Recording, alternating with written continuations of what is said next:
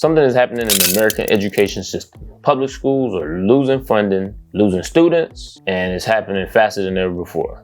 But here's a real question. Are these families leaving because schools are failing? Or are schools failing because families are leaving? We're gonna put that all together. So, you know, this channel is all about crypto. You know, that's what I always talk about, but I'm also an educator.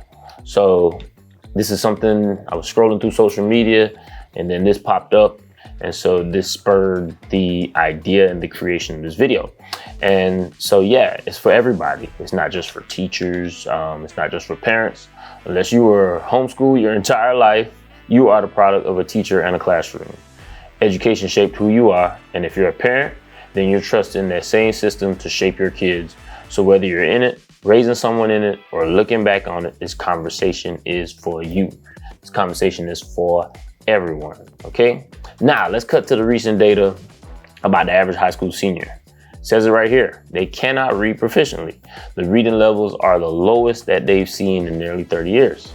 It's not just an education problem, it's an economic problem. It's also a social media problem, but we're not gonna cover that today. You see, public schools across the country are losing the funding, and that funding is tied directly to student enrollment. So what happens is when families pull their kids out, whether it's for charter schools, private schools, or online learning, public schools lose money. But when the public schools lose money, who actually gains? You see, tax dollars are meant to fund public education. But when parents opt out for charter or private options, those same tax dollars can sometimes follow the student. Is that fair? Should public money fund private education? Or is it simply school choice in action, with your parents doing what's best for their children? See, charter schools often have more flexibility than public schools. They can design their own programs, they can hire outside the district, and they build a culture around innovation, which is a good thing. But that raises a fair question. Are charter schools held to the same academic standards? And if not, how do we measure success, test scores, growth, or opportunity? You see, for the parents watching, my question to you is, what's your motivation for removing your child from a public school? Was it safety, curriculum? Your child didn't receive the attention you believe they deserve? And then if you left, will you ever bring them back? What would it take? Or as a parent, do you believe the system is too broken to rebuild? See, here's what happens next. Of course, enrollment drops, funding drops, and the schools that already struggled now has even less to work with because they have fewer teachers, outdated materials, overworked staff, and it's a cycle that hits hardest in the lower income communities where the options are already limited.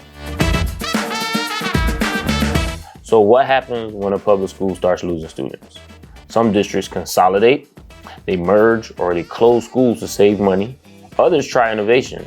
You have career academies, magnet programs, STEM initiatives, all designed to attract students back. Now, when it works, it's powerful.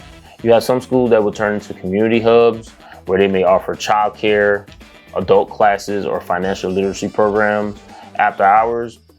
It's a cycle again, but at the end of the day, it's about keeping the building alive by keeping it useful. But the reality is, guys, until state funding formulas change, many schools are stuck in a cycle. Less enrollment, less funding, fewer results. And then there's the teachers. The system expects them to do more with the same pay, some will call it less pay, less support, and less time. And for many passionate educators, the calling is there, but the sustainability isn't. Some teachers go about and take their skills, their experience, and their creativity and build something outside the system. You should have something, and that shouldn't be your only form. But that's where vocational education becomes crucial, because it's one of those few areas where education connects directly to real life. Vocational and career programs offer a bridge, a way to make learning relevant again.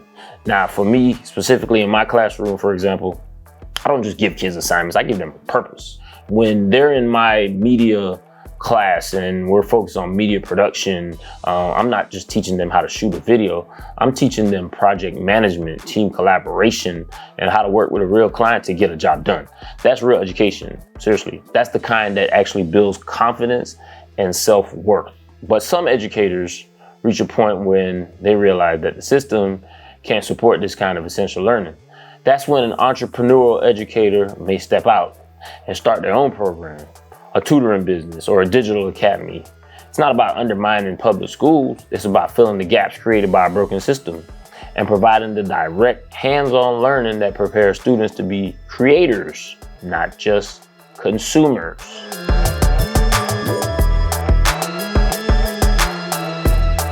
If you think about it, guys, maybe the structure itself was never built for critical thinkers, but for compliant workers.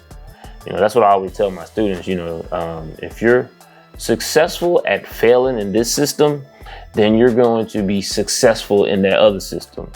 And it's a tough pill to swallow, but it's worth asking. Are we teaching students to think or to obey? As I've gone through this whole thing, and I told you I was going to talk about crypto, you're probably still wondering, what does it have to do with crypto? Well, in reality, it has everything, because financial education is one of the biggest gaps that the school system has left behind. Most students graduate knowing how to pass a test, but not how to manage credit or to build wealth or understand value. And that's where crypto, blockchain, and decentralized systems become tools for independence. Think about a student filmmaker. Traditionally, they rely on complex web of distributors and platforms, each one taking a cut of their revenue. But with blockchain, things change. A student can use smart contracts to sell their film directly to an audience. They can mint NFTs for limited edition releases, special access, behind the scenes content, or collectible versions of a short film. They can encode royalties into the token, so every time that asset is resold, the creator earns a percentage automatically. Or they could run a tokenized pre-sale, selling fractional ownership of future revenue streams to supporters without actually having to rely on those gatekeepers. Now, it's not hypothetical, guys. This can be done right now. So when I teach a student how to create a piece of media and then teach them how to tokenize it, how to own it, how to sell it, and earn from it over time, I'm not just teaching them a technical skill. I'm teaching them a financial model of ownership, distribution, and recurring income. That's what you call practical empowerment. So now, if a student learns that, they start to break the cycle. They're no longer fully dependent on systems that were built way before the internet existed. They start thinking differently. They live differently. And maybe the goal isn't to destroy education. Maybe it's to redefine it. Financial literacy, entrepreneurship, crypto, they're not replacements for school. They're extensions of it. They turn knowledge into power. Because when people understand money, they can't be controlled by it.